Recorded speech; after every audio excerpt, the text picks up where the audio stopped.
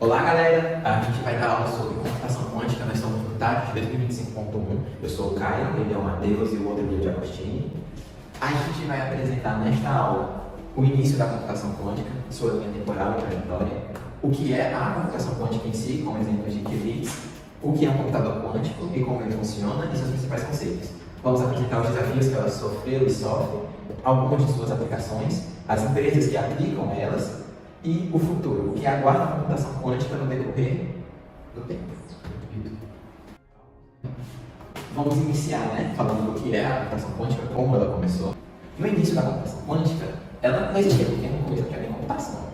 Ela foi derivada da computação a partir dos estudos da física quântica.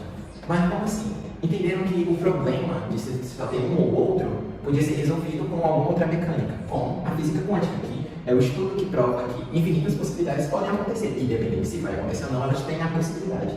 Então, por que não colocar isso na computação? A computação quântica se baseia em dois principais fundamentos da física quântica, que é a mecânica quântica e a superposição de dados. Um dos exemplos que prova a superposição de dados é o gato de Schrödinger, um experimento mental feito por um cientista, que dizia que se um gato estava dentro de uma caixa com um objeto radioativo que poderia matá-lo lá, enquanto a caixa estivesse fechada, o gato estava ao mesmo tempo vivo e morto. Porque se você não olha, se você não tem uma terceira ação para se envolver ali, você não vai saber se ele é um ou outro. Então ele coexiste os dois ao mesmo tempo. É um dos exemplos que mostra a superposição de dados, que é existem ambos os estados ao mesmo tempo. Você não precisa ser só um ou outro, você pode ser os dois. É nisso que a computação quântica vai se envolver, usando ao invés de bits, qubits. E agora nós vamos falar da linha temporal da computação quântica. Ela teve seus eventos iniciados em 1981, com Richard Feynman, sugerindo sistemas quânticos que poderiam ser simulados em computadores quânticos, que é justamente uma comediante da ideia de não se prender à computação normal e tentar implementar ela algo que vai fazer ela melhorar. A ideia da computação quântica, dos primeiros computadores quânticos, era que eles virassem supercomputadores a ponto de processar em níveis extremamente rápidos problemas dificílimos que os computadores atuais da época, de 1981, demorariam para processar essa informação toda. Em 85, David descreveu como seria o conceito, que foi justamente o que eu acabei de falar junto deste, que é um computador capaz de simular qualquer processo físico, ou seja, qualquer problema que fosse entregado para ele, em tese seria resolvido. E aí, em 1994, Shor criou o primeiro algoritmo quântico de fatoração, que ele pega números ridiculamente grandes em fatoramento e processa todos de uma vez, fazendo com que ele resolva este problema todo em poucos segundos, coisa que a máquina na época, uma máquina normal, uma máquina convencional, não seria capaz de fazer tão rápido assim. Seguindo na linha, temos em 1996 o primeiro algoritmo de busca quântica que buscava em bancos de dados um dado em específico. Por exemplo, digamos que você tem um banco de dados desordenado, que é buscar um dado específico dentro dele. Grover foi quem escreveu o primeiro algoritmo que seria capaz de fazer isso. E aí chegamos dando salto no tempo, em 2011, a D-Wave anuncia o primeiro computador quântico comercial. Ou seja, eles botam à venda a ideia e a prática dos outros computadores quânticos que então eram só feitos para estudos. Eles botam à venda o primeiro computador quântico e já em 2016 a IBM já disponibiliza um computador quântico via nuvem. Ou seja, você simularia o que você quer, o seu problema, em um computador quântico que não está com você. Você simularia ele na nuvem. E em 2019 a Google atinge o que ela chama de a supremacia quântica, que é elevar o uso de dados quânticos, o uso de computadores quânticos a níveis irreais, a ponto de que qualquer problema que fosse mandado para ela, ela pudesse resolver através da computação quântica. E de 2020 até os tempos atuais, temos um aumento na qualidade dos qubits e dos algoritmos. Quer dizer que vocês verão ao longo do slide que a computação quântica tem seus defeitos, mas que eles estão sendo resolvidos através do tempo, sendo eles o melhoramento dos próprios algoritmos que foram criados anteriormente, novos algoritmos que virão ser criados, e a fragilidade de qubits, que são bits quânticos. E agora ela fala para o Giagostini.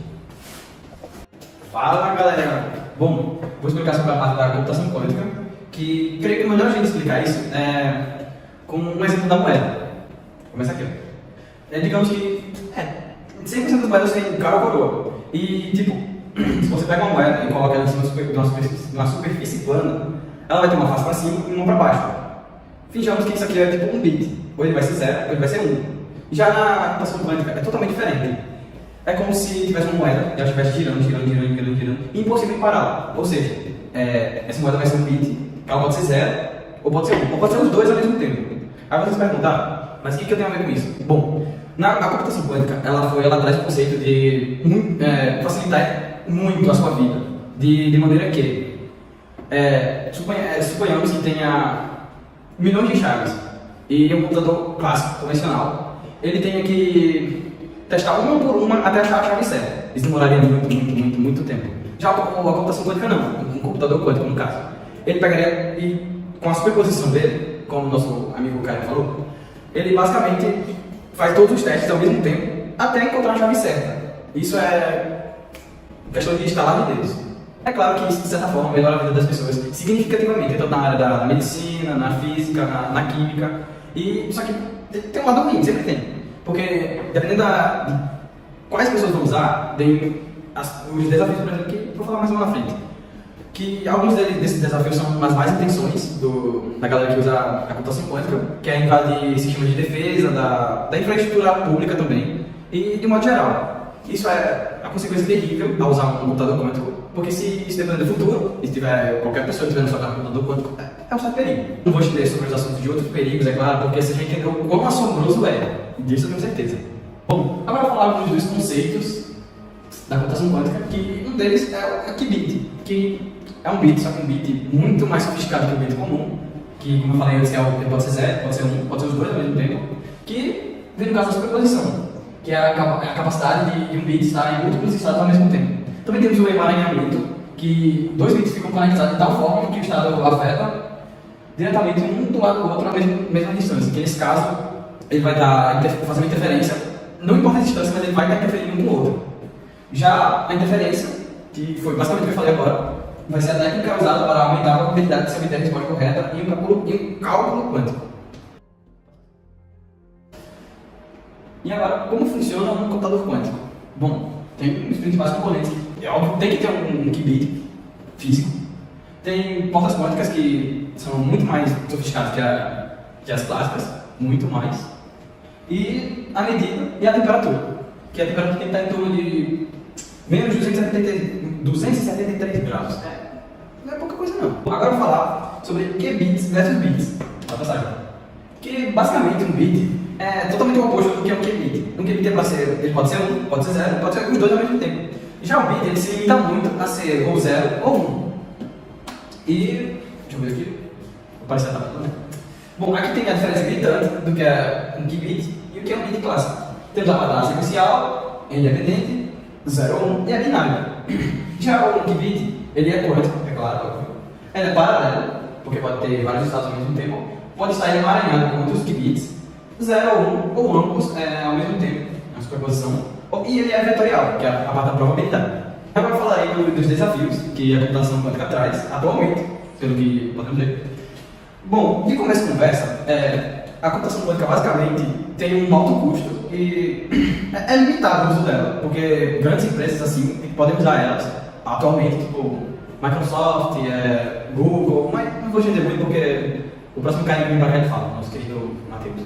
Aí tem também os erros de correção quânticos e tem a falta de algoritmos quânticos, porque existe muito pouco algoritmo atualmente para correção quântica. Se você for comparar com os computadores clássicos, e tem a parte dos erros que um qubit atualmente é instável, ele tem uma estabilidade exata para ele. Bom, agora eu falarei sobre os riscos que podem acontecer atualmente com a computação quântica.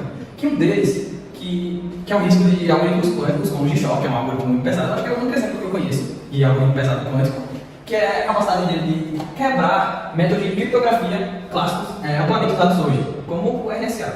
Exemplo próximo.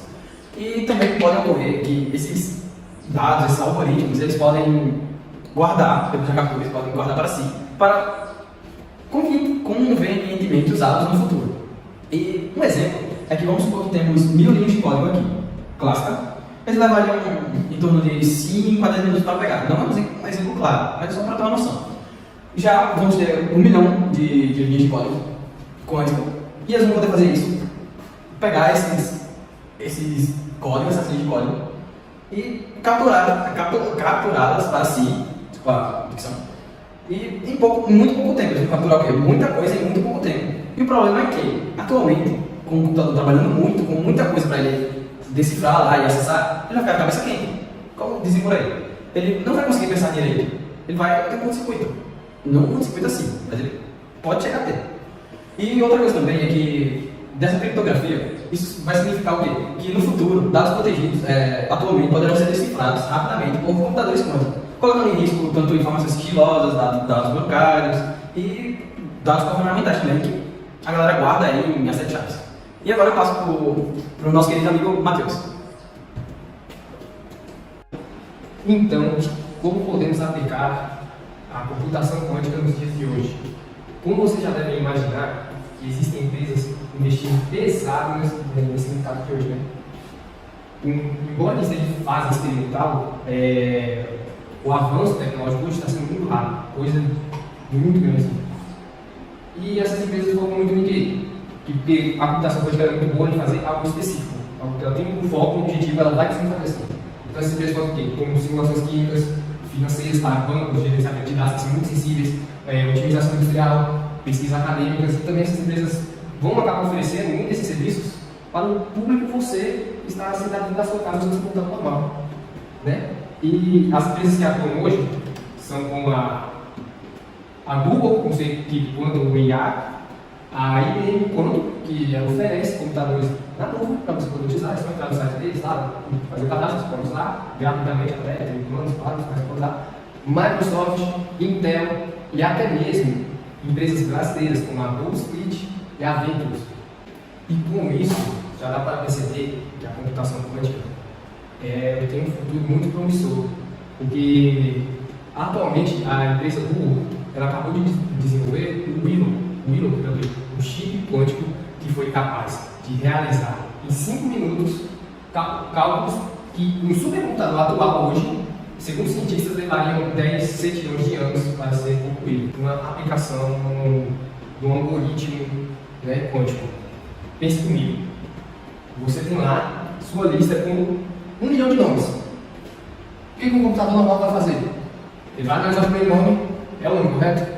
Se não for, ele vai para o próximo, depois para o próximo. Isso é um processo simples, mas muito demorado. Então, como você já ouviu falar do conceito de interferência anteriormente. E como vamos usar um computador quântico para fazer isso?